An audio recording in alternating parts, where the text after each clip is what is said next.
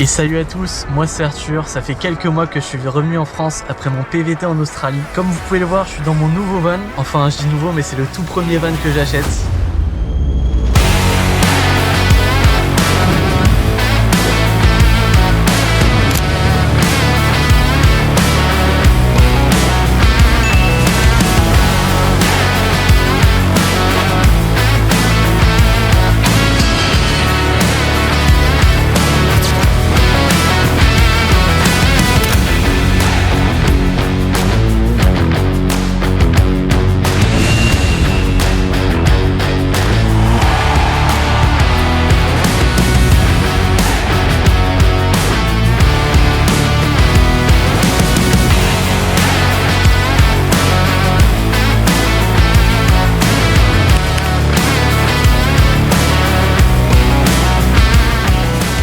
Je reviendrai plus tard dans la vidéo de pourquoi j'ai acheté ce van et je vous donnerai mon retour d'expérience sur l'achat d'utilitaire en fin de vidéo. Parce qu'effectivement il y a quelques semaines je disais que j'allais revenir en Australie, mais c'est pas pour tout de suite parce qu'avant j'avais un projet qui me tenait à cœur, c'était de rénover un van en France et je vais vous emmener dans toute cette aventure. Donc là on va être parti pour un mois de rénovation, le challenge ça va être de rénover tout le van en un mois et voilà quoi, que l'aventure commence, plein de découvertes, plein de nouvelles choses dans cette aventure et j'ai hâte de commencer. Bon, je crois que vous l'avez compris, j'ai du pain sur la planche.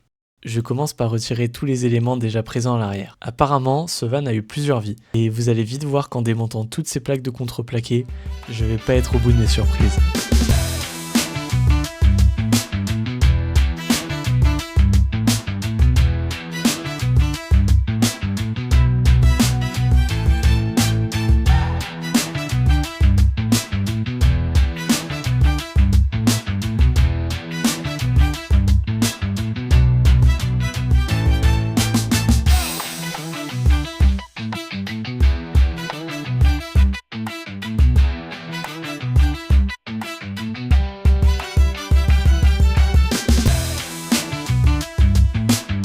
Ah oui, et lui c'est mon grand-père que vous allez voir passer de temps en temps quand j'ai besoin d'un coup de main. Et il va me sauver plus d'une fois.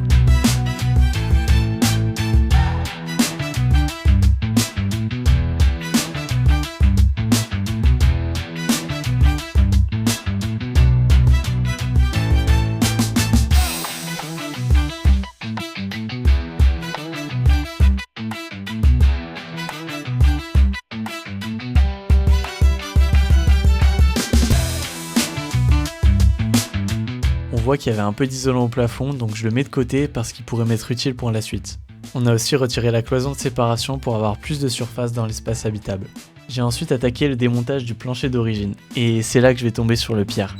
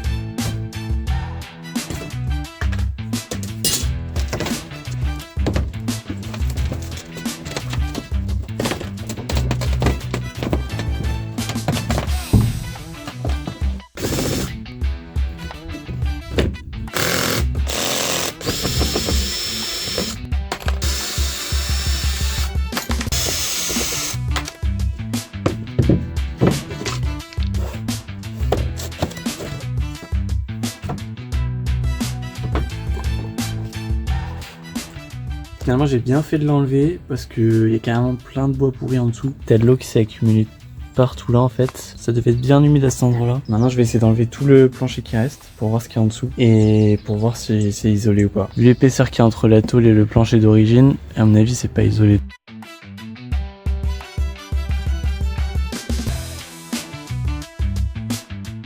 On a réussi à enlever les deux planches de bois du plancher d'origine, mais là pour l'instant je suis en train de vraiment nettoyer toute la carrosserie parce qu'elle était dans un état. T'avais plein de terre, t'as des pièces, j'ai retrouvé plein de pièces, il y avait des touilleuses à café, enfin bref, il y avait vraiment de tout. Du coup je suis en train de tout nettoyer pour que j'ai vraiment une base propre et après qu'on puisse repartir sur des travaux dignes de ce nom.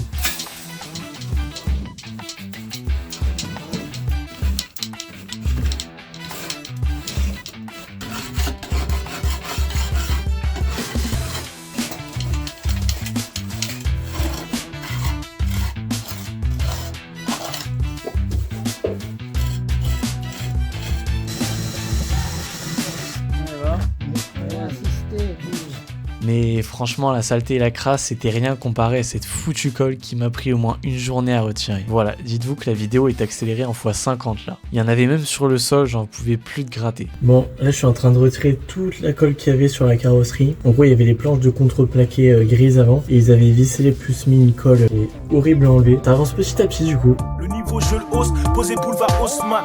On fait les choses pour faire taire ceux qui causent mal. Personne ne gère comme ma bande, populaire comme la bande, toujours frère comme avant. S'il sniff, on peut pas le... Je me suis ensuite attaqué à la rouille de la carrosserie du sol en frottant et grattant un maximum pour la retirer et voir comment la traiter par la suite.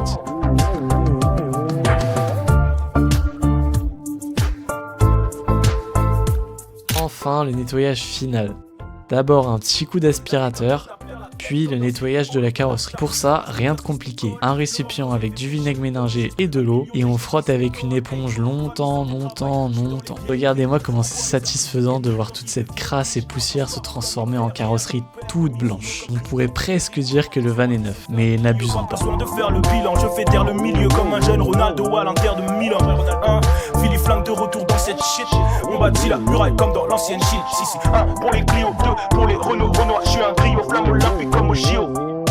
1 pour les Clio, 2 pour les Renault. Mais comme vous pouvez le constater, j'avais laissé le contreplaqué sur les portes arrière et j'ai finalement décidé de l'enlever aussi. Pas de mauvaise surprise cette fois-ci, mais évidemment toujours cette colle insupportable à retirer.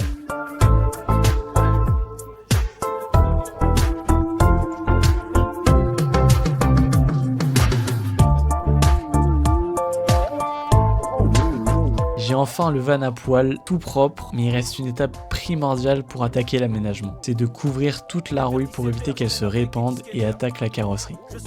On va retirer ça, tout ça, tout ça.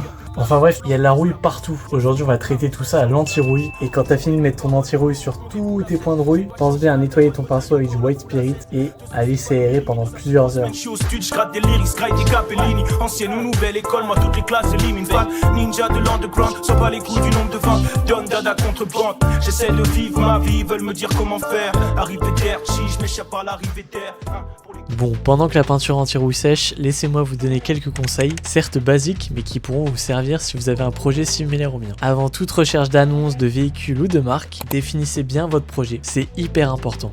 Réfléchissez à quelle fréquence vous allez l'utiliser. Est-ce que c'est pour vivre dedans? Est-ce que c'est pour voyager à plein temps? Pensez à combien vous voulez l'utiliser. Si vous voulez être totalement autonome ou si vous voulez dépendre des campings. Où est-ce que vous allez l'emmener? Quel est votre budget? Est-ce que vous vous sentez plutôt bricoleur pour acheter un vieux modèle à retaper? Ou est-ce que vous préférez un modèle tout neuf avec peu de kilométrage? Enfin, vous avez compris, définir votre projet, ça va vous permettre par la suite d'adapter vos recherches pour savoir si vous voulez acheter un petit van comme le mien de type L1H1 ou un peu plus grand de type L2H2 par exemple.